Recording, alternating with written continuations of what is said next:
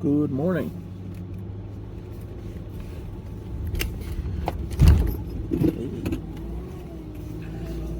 So it's been about a week, or it's been a week since I started doing the YouTube fast. And my expectation was that I would, reincorporate things as seemed necessary. That's better.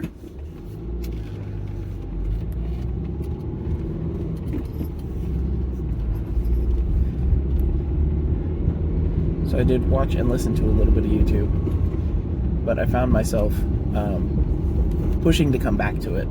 Like the downtime moments, the boredom moments. I was like, oh man, I should just open it up real quick. And in particular, what I had viewed was things that had been sent to me, links sent to me that were relevant to my interests.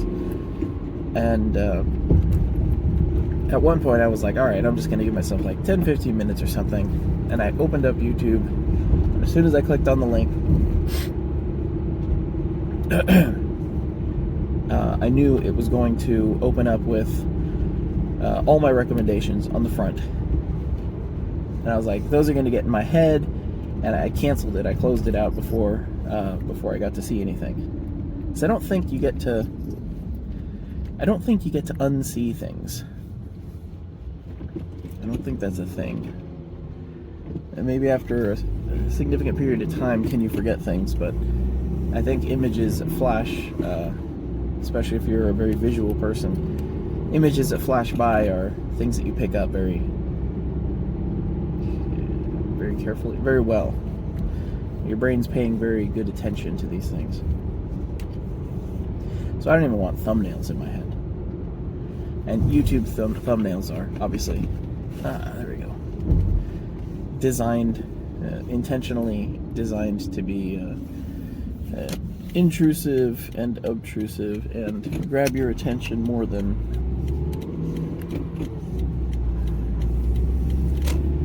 anything.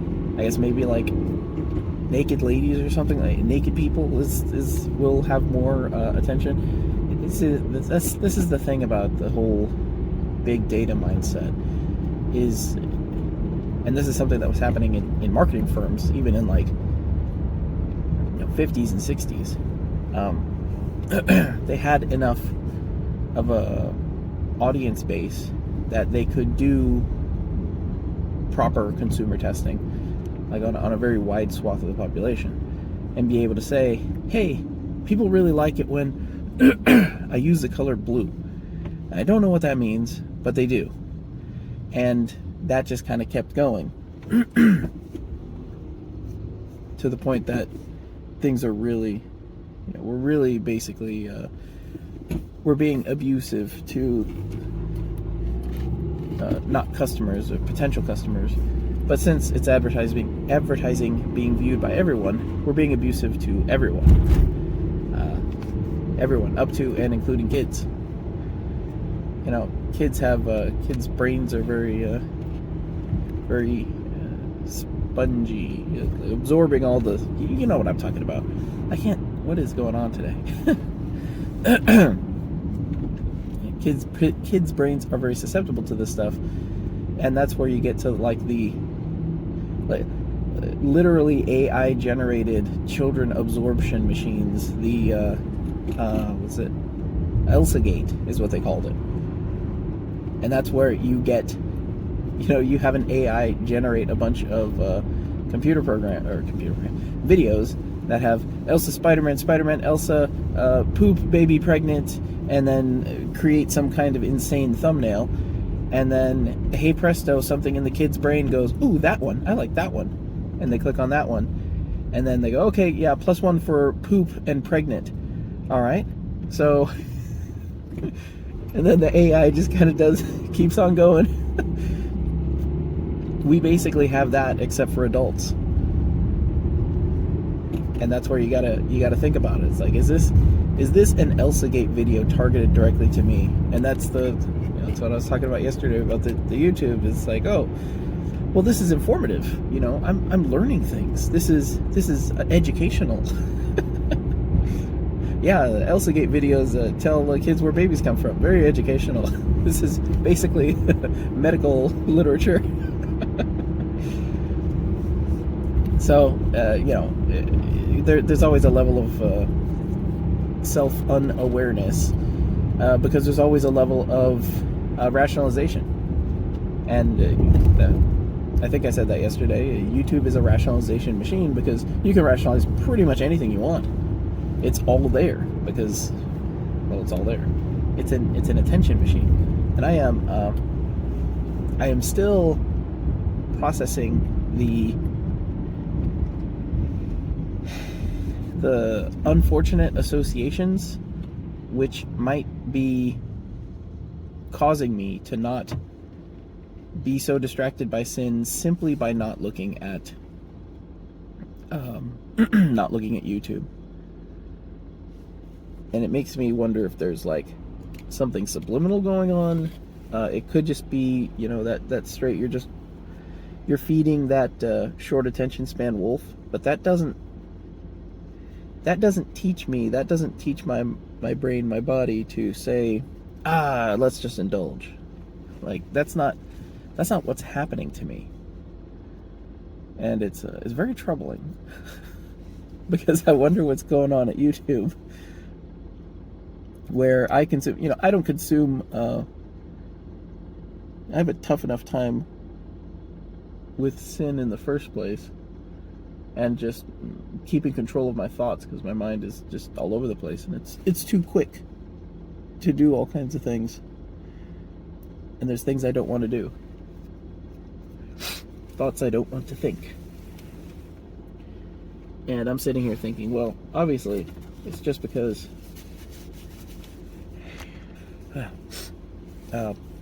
I'm sitting here thinking, well, obviously it's just because we live in this, hypersexualized society. Everything's, the advertisements for cola have a lot of sexual innuendo in them, all this stuff. The images, the Elsagate, the ad service of like, well, when we do the color red, we get better feedback. Why is that? Don't know, don't care. Sales go up, numbers go up. It's abusing the game mechanics, essentially. But like I said, I don't see how that fits directly into what I'm experiencing.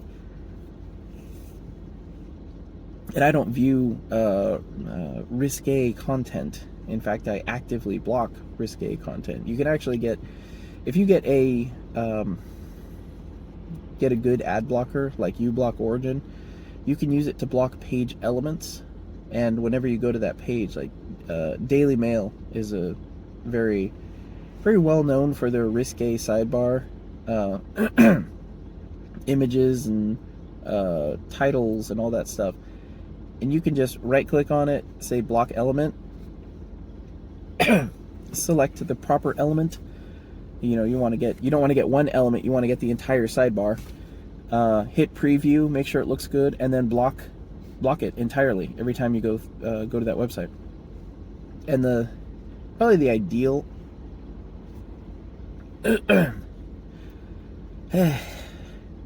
sorry, my back kind of hurts, and every time I like hiccup or I'm gonna cough or sneeze or something, like the back of my back is like ugh.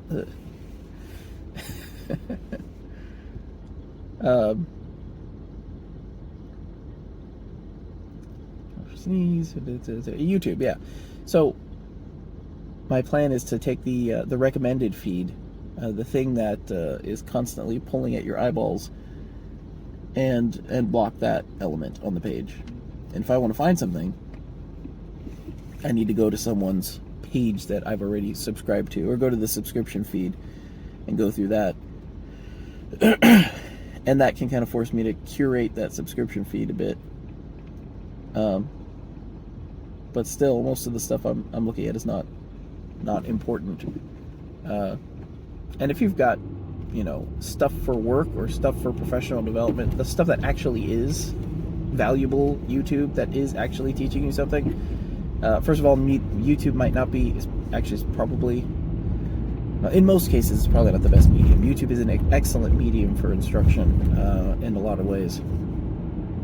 But you can't really focus on what's going on when the sidebar is going, oh, look at this. You remember this? Have you seen this? Oh, this is a good camera angle. Hey, what's going on over here? Oh, do you see this? Oh, what's that? What's that? What's going on? Hey, do you see this? Whoa, whoa, whoa. Hey, look over here. Look over here.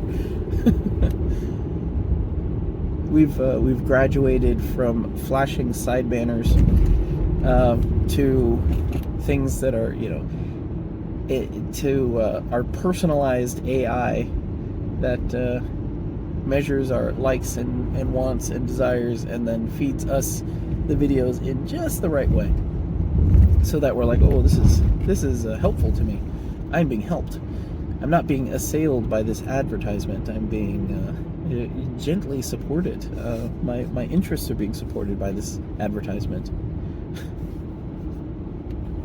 It's the same thing. That's interesting. Makes me think about what where advertising may have graduated in other areas.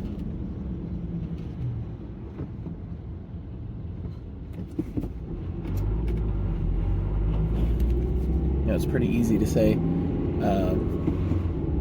It's pretty easy to say sex sells, but what other things are going on? What other more subtle things, more less obvious things? There's a reason why a lot of these advertising companies like Facebook and Twitter sell impressions. It's like you're just making a little divot in that Play-Doh that is your mind. And maybe next time it comes by, it pushes a little deeper, and next time it gets a little deeper, and before long, in a week, in a month, you're like, man, I kind of feel like I want this thing. This thing keeps coming up for me. I kind of feel like maybe I should do that thing. I should get that thing. This does seem like a good investment, because once that impression is in there, and you have been inceptionized where you believe it is your idea, you now begin to defend it. And this is our rationalization. Constantly rationalizing, we are. Always looking for an opportunity to explain that what we're doing is good and right and virtuous, because it doesn't really matter. And again, this is not something that can be done, I don't believe it is. It could be done, but I don't believe it is. I hope it's not. With malice. This is not something that, like, well, this is really going to get them. We'll destroy these people's minds by convincing them that X, Y, and Z, because it doesn't matter, because the numbers go up, sales go up. And that's why all this the political divisiveness stuff. That was an interesting article I was reading about that. The article was not behind a paywall. Once all the newspapers and online news sites went to a paywall, they no longer had to present an opportunity to expand their audience.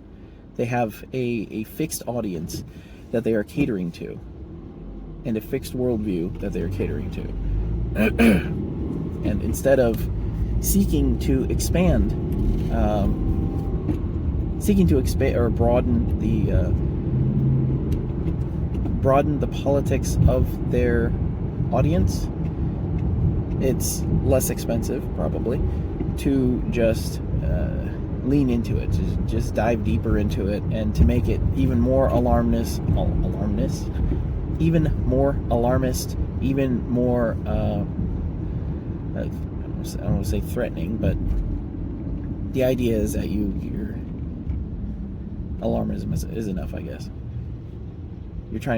You're blowing things out of proportion so significantly that everyone just everyone gets super excited about it and needs more of the content. They're more afraid, they spend more, they want more, they buy more, and they renew the subscription.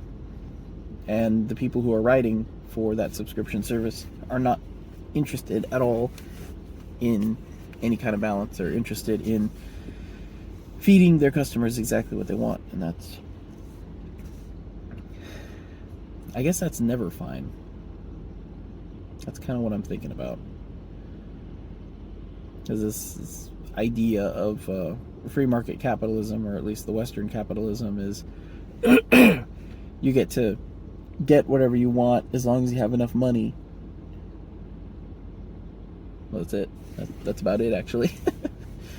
It doesn't matter if the thing is bad for you. You know, we have a limit, kind of have limits, I don't know. You know, some drugs are illegal, but that doesn't mean that people aren't still getting the drugs and using the drugs. None of these things are good for them, and they're all, the product itself is designed to take advantage of the customer and use up the customer. And the idea that, well, this is an amoral capitalistic system, therefore, you know, people should be able to none of the debaucheries or horrible things that I want to say out loud here. You know, and something like that is something that, well, you know, that's just something that just happens. You know, that's what someone wanted, and they had the money to pay someone else to do it. Like adding money to the transaction makes it more moral. You know, if you know, if that person needed the money, then you know, they had a price that they were willing to pay, so therefore it's okay. Okay, does that person have all of their needs taken care of? Housing, shelter, food, water, all that? They require money to continue living. So, like, saying, well, money was exchanged, therefore it is good and virtuous and moral, it's not necessarily the case. It just gives more incentive to take advantage of poor people, which I guess is the mantra of, you know, that is pretty consistent across this system. You know, capitalism does a lot of great things and puts a lot of power into the hands of the consumer and to the hands of the audience. But, you know, I'm of course talking about a kind of a post-capitalistic society. We still obviously have limits, or at least, you know, allegedly. You know, the idea that there's a patent system which is poorly managed, and there's a legal system which is poorly managed and often taken advantage of, and there's a, you know, anti-monopoly system which is poorly managed and often taken advantage of. This is the whole thing. It's like, well, like, these things are put in place to manage these and I think it's just mega corporations, or just corporations in general. The idea that a corporation, a corpus, is supposed to be this separate body, separate entity, from which no one derives liability, is satanic, is the word I want to say. It is possible that is accurate, but, you know, I'm gonna hang my hat. Yeah, satanic. Let's call it satanic. If you have a business or an organization that's run by a proprietor, by a person, a president, someone who is operating the business, they are usually the person who is absorbing all liability and claims, I guess responsibility is the right word. They have complete responsibility over, well, everything in the company. If the company makes mistakes, if the company suffers a criminal liability, let's say, or even a civil liability, that owner, that person who presides over the business, is personally financially liable. They have skin in the game. They have lots of skin in the game, actually, because all of their personal assets are up for grabs in that case. And you have a very, very strong incentive to not mess around, to not do bad things and have bad things happen to people, to your workers, to the environment around you, to your neighborhoods, your neighbors, all of that. A corporation has none of those things. A corporation can exist and stop existing whenever it feels like. It can absorb liabilities and profits. It can split itself out into several other organizations or groups to limit its liability even further. And it can take, I guess individuals can take investors, although I suppose those investors might be partially responsible. But if you have, invested from the stock market, the stonk market, then stonks. Like, you as a stock investor do not absorb any liability, but you as perhaps an angel or private investor can walk into a business and say, is this business running well or poorly? And if it's running horribly and it's abusing everyone and maximizing profits, and you go, yeah, I'm gonna dump into this because this is gonna make me a lot of money, then the question becomes, did you know about it? And there's still liability to be absorbed there. So I don't know. I forget where we started. Advertising's bad and stuff, and the big data allows that, and it shouldn't. It's abusive game mechanics.